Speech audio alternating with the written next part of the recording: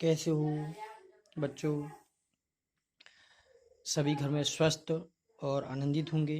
और जो ऑनलाइन शिक्षण के माध्यम से आपको काम मिल रहा है उसको करने में व्यस्त होंगे। ये हम सबकी अपेक्षा है आप सभी भैया बहनों से।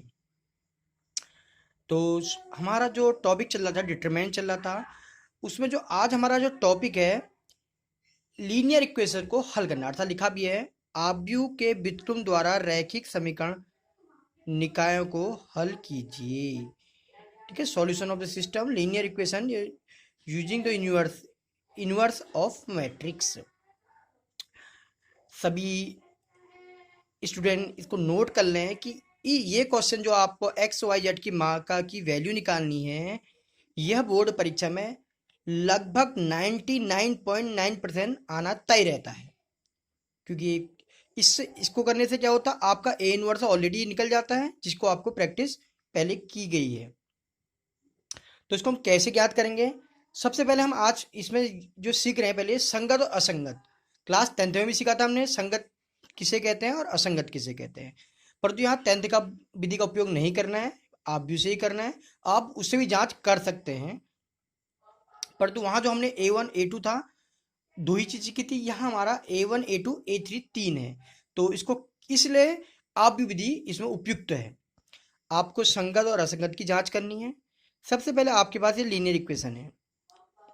देखो, x के coefficient A1 A2 A3, y के coefficient B1 B2 B3, z के कोफिशिएंट C1 C2 C3।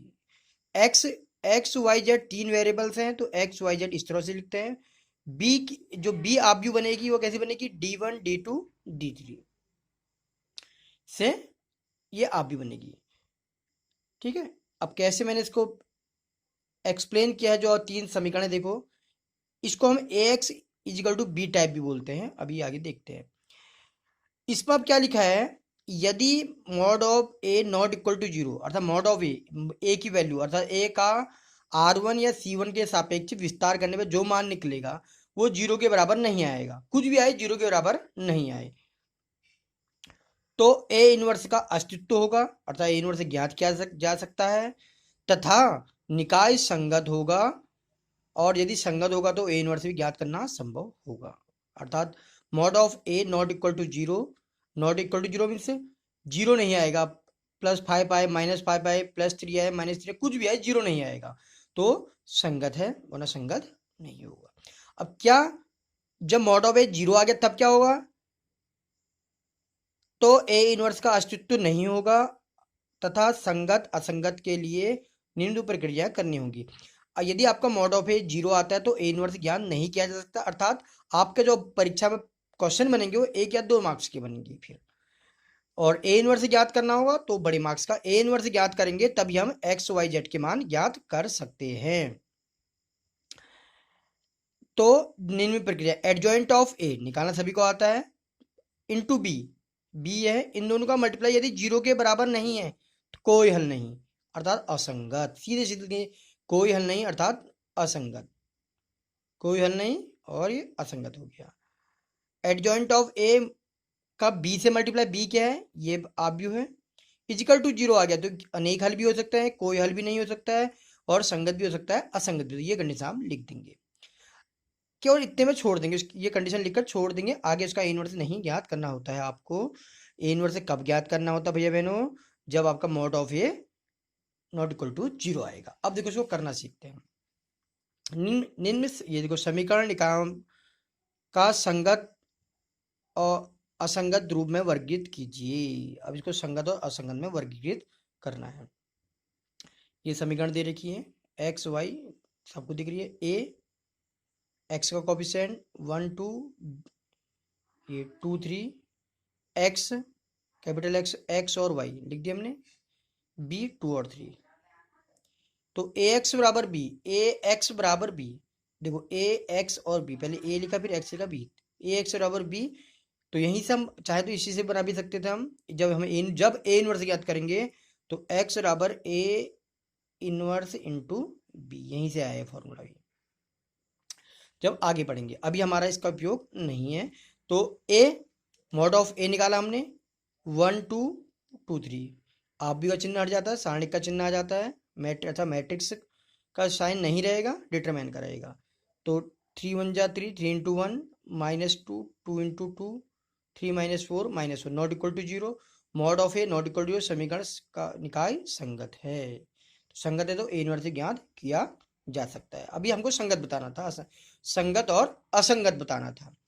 इसी प्रकार समीकरण एक प्रश्न आपके पास सामने और है, देखो ये ax बराबर b के रूप में व्यक्त किया जा सकता है। ए क्या हो गया, ये a1 a2 b1 b2 c1 तो है नहीं इसमें, और बी क्या हो गया 5 और 8, और x दो कोफिशिएंट है x और y। मॉड ऑफ ए निकाल दिया 6 × -0, मॉड ऑफ ए 0 आ गया। तो 0 आ गया तो क्या आ गया, एडजॉइंट ज्ञात करेंगे। अब क्या करेंगे, एडजॉइंट, क्योंकि देखो जब 0 आ रहा है तब संगत असंगत के लिए ये दो कंडीशन है। इसको चेक करते हैं, देखो a11 a12 a21 a22 निकाल दिया, हमने निकाल दिया। कोफिशिएंट हमने कोफिशिएंट निकाल दिए, ठीक है। एडजॉइंट ऑफ a11 a1, ये a11 a12 a21 ये इसका डैश निकाल दिए। जो हमारी ये मैट्रिक्स बनेगी a1 ठीक है, नहीं कोफैक्टर की जो मैट्रिक्स बनेगी उसका डैश निकाल देंगे, एडजॉइंट ऑफ ए निकलेगा। डैश निकाल दिया, a11 a12 ये निकाल दिया। देखो a11 था a12, ठीक है, a1 ये हो गया, और a21 a22 था a21, और ये a12 यहाँ आ गया। तो इसका डैश निकाल दिया, पंक्ति को स्तंभ में चेंज कर दिया, तो वैल्यू पुट कर दी। इस ये हमारा क्या निकला, एडजॉइंट ऑफ ए निकला। अब इसका किससे मल्टीप्लाई करना है, बी से। एडजॉइंट ऑफ ए लिख दिया, बी हमारे पास पहले से है, हमारे पास मैट्रिक्स, इन दोनों को मल्टीप्लाई कर दिया। ये 6 × 5 = 30 -24 -10 +8 6 माइनस ये 6 और -2, तो 0 नहीं है, तो नॉट इक्वल टू 0 निकाय असंगत है। देखो लिखा है, साफ लिखा है, नॉट इक्वल टू कोई हल नहीं अर्थात असंगत। हमको कोई केवल क्या बताना था, संगत है या असंगत है। आगे बात समझे, तो इतने में छोड़ते हैं। अब जो यहां से अब हमारा चालू हो रहा है, ये बहुत इंपॉर्टेंट है, जो पेपर में आता है मैक्सिमम यही इसी तरह के क्वेश्चन आते हैं। आप भी विधि का प्रयोग करके समीकरण को हल कीजिए। समीकरण दे रखी है, एक्स बी के रूप में लिखा जा सकता है इसको। फिर देखो ए के कोफिशिएंट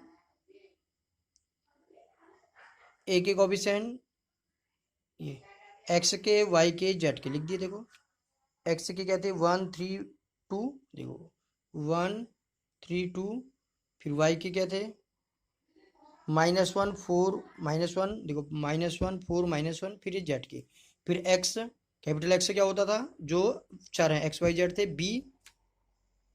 बी हमारे पास ये था 5 7 -5 12, देखो 7 -5 12 लिख दिया हमने। फिर मॉड ऑफ ए निकाल दिया, सभी को निकालना आता है। ये 1 है, इसके सापेक्ष ये कट गया, जो इसको लिखता था ये -1, ये कैंसिल, फिर 2 है, ये +2, ये कैंसिल 3 और 2, ये 3 2 4 1, ठीक है। a11 के ये होता हमारा a11 a12 और a13। तो a11 जैसे a11 है तो 1 और 1 कितना हो गया 2, सम है तो प्लस का।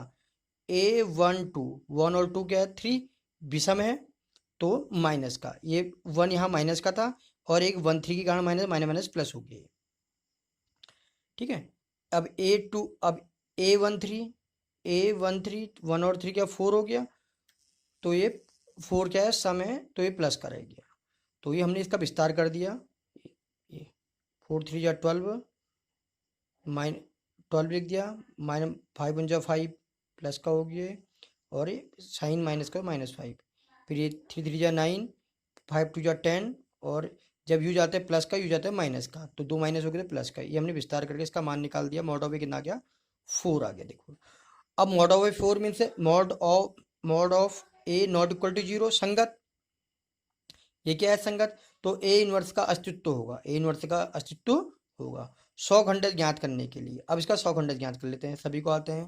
देखो a11 के निकालने हैं, ये a11 है, इसके साथ ये कट गया 4 -1 -5 3 4 -1 हो गया। अब 1 और 1 क्या हो गया, 2 सम है तो प्लस का, ऐसे A1 3 है, ये कैंसिल, 3 2 -5 ये। अब 1 और 2 क्या हो गया, विषम, 3 1 और 1 + 2 3 हो गया ना, विषम हो तो माइनस का। ये हमने सब सोल्व कर दिया, फिर 1 3 निकाला, ऐसे ही सारे निकाल दिए हमने। ठीक है, ये हमें इसके मान निकाले A11, ये सारे मान निकाल, सभी को आता है 4 3 12, यू प्लस का होता है, यू माइनस का होता है, 5 1 5 प्लस का हो गया, और एक हमारा सूत्र में माइनस है तो माइनस हो गया, 12 - 5 7 आ गया।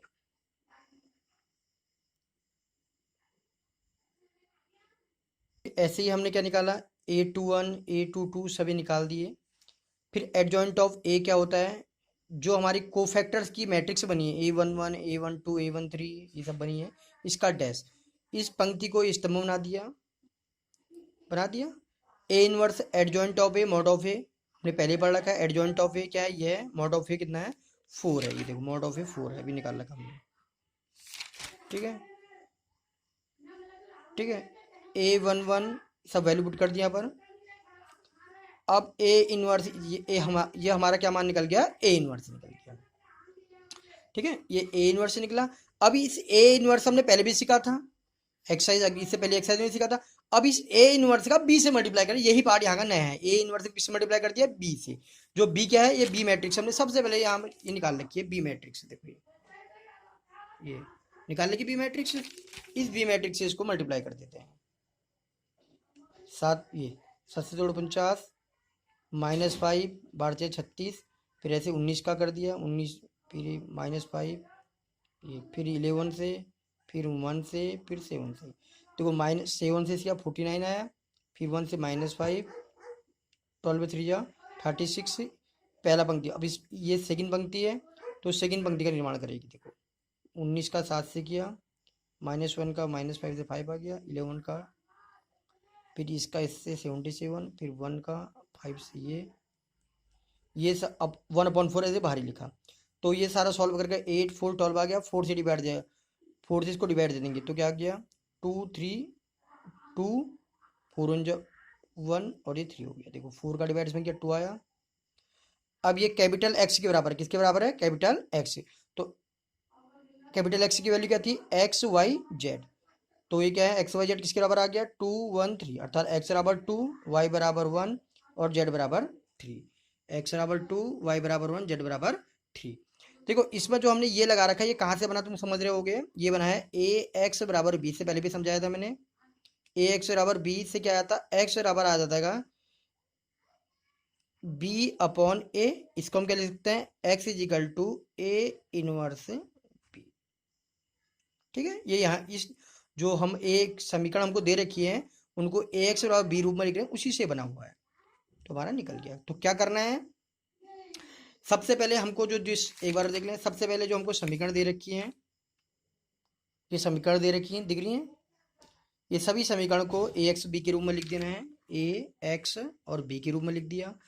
फिर मॉड ऑफ ए निकाला, सभी को आता मॉड ऑफ निकालना, जिसके जिस पंक्ति की जिसके सापेक्ष है उससे काट, हम एलिमेंट को काट देते हैं, जो बचते हैं उनको लिख देते हैं। ये 1 प्लस का क्यों रहेगा, A11 सम है तो प्लस का है, फिर इसके सापेक्ष विस्तार कर दिया, अर्थात किसी पंक्ति या स्तंभ के सापेक्ष विस्तार कर दिया, जिससे हमारा हम क्या हमेशा मैक्सिमम क्या करो, R1 के सापेक्ष विस्तार कर दिया इसका हमने, तो ये आ गया 4 आ गया। मॉड ऑफ ए 4, अब हमको बताया मॉड ऑफ ए -4 आता, तब भी -4 ही रखते हैं हम, चिन्ह नहीं बदलते हैं, इसे पहले बता रखा आपको। तो mod of A not equal to 0 हमने कहा संगत है, तो ए इनवर्स से ज्ञात किया जा सकता है। आपने इसके सौखंड ज्ञात कीजिए, सौखंड ज्ञात करने बता रखे A11 इसके सापेक्ष ये कट जाता है और ये कट जाता है, जो बचते हैं उनको लिख देते हैं, और चिन्ह कैसा आता है 1 1 1 1 2 सम है तो सम का लिख दिया। ऐसे सपोज इसके सापेक्ष निकालना तो ये कट जाता और ये कट जाता, ये और ये बचते उनको लिख देते। और जैसे A21 तो 2 और 1 कितना हो गया 3, विषम में तो माइनस का आता, ये हमने तुमको सिखा रखा पहले ही, तो हमने इससे कह रहा है इसके बाद सौखंड ज्ञात कर लिए हमने सभी के। ठीक है, उसके बाद सौखंड हमने जो कोफैक्टर जो हमारा कोफैक्टर ज्ञात किए थे, हमने सौखंड ज्ञात किए थे, इस सौखंड से हमने एडजॉइंट ऑफ ए निकाला। एडजॉइंट ऑफ ए सौखंड की जो मैट्रिक्स निकलती है उसका परिवर्तित हुआ डैश होता है, तो पंक्ति को स्तंभ में चेंज कर दिया, तो फिर ए इनवर्स निकाला। ए इनवर्स से क्या होता है, adjoint of A mod of A, adjoint of A mod of A. फिर A11 जो एडजॉइंट ऑफ ए के वैल्यू है, इन वैल्यू को रख दिया हमने, सारी वैल्यू रख दी। फिर ये ए इनवर्स निकला, तो ए इनवर्स अब हमको ये काम तो हमने पहले भी कर लिया है। अब हमको एक्स, ये काम नया है, हमको एक्स का मान निकालना है। एक्स क्या है, एक्स वाई जेड है, कैपिटल एक्स। तो A inverse into B, A inverse से बी को मल्टीप्लाई कर दिया, बताया, फिर तुलना कर दी, एक्स वाई जेड की वैल्यू निकल गई। बहुत अच्छा क्वेश्चन है, लगभग तय रहता है इसका पेपर में आना। अब ऐसी एक वर्ड प्रॉब्लम दे रही है, देखो 4 kg प्याज, 3 kg गेहूं और 2 kg चावल का मूल्य इतना है, फिर 2 kg प्याज, एक वर्ड प्रॉब्लम दे रखी है। कोई बड़ी बात नहीं, आपने माना प्याज का मूल्य ₹X, देखो मैंने यहाँ चावल पे लिख लिया था, मैं इसको वाई भी लिख सकता, कोई दिक्कत नहीं, परंतु मैंने कहा आपकी सिक्वेंस से कुछ, आपका सिक्वेंस ना बदले, प्याज के बाद गेहूं तो गेहूं लिया मैंने, ये गेहूं को वाई ले लिया। 1 kg प्याज की वैल्यू एक्स, चावल की जेड, गेहूं की वाई। ठीक है, एक तरीके, एक सिक्वेंस में प्याज के बाद गेहूं फिर चावल सिक्वेंस में, जिससे गलती होने के चांसेस कम होते हैं। आप चाहो तो इसको भी जेड मान सकते हैं, इसको वाई मान सकते हैं, कोई दिक्कत नहीं। ये आपकी समीकरण बन गई, देखो 4x 3y 2z बराबर 60, ए एक बी, और फिर ये 2x 4y 2x 4y 6z बराबर 90 बन गई, क्योंकि स्टैंडर्ड फॉर्म हमारी होती है A X plus B Y plus C Z X Y Z plus D. ये तो व्यापक रूप में लिखेंगे, पहले एक्स फिर वाई फिर जेड। तो ये हमारी समीकरण बन गई। इस समीकरण को फिर हम उसी रूप में ए कैपिटल एक्स और बी के रूप में लिख देंगे, फिर इसका एक्स वाई जेड की वैल्यू निकाल देंगे। तो सभी भैया बहन एक्सरसाइज 4.6 को कंप्लीट करेंगे। बहुत अच्छी एक्सरसाइज है, बहुत महत्वपूर्ण एक्सरसाइज है, पूरा करें और व्यवस्थित काम कर कर नियमित रूप से निरीक्षित भी कराएं। जय मां भारती, वंदे मातरम।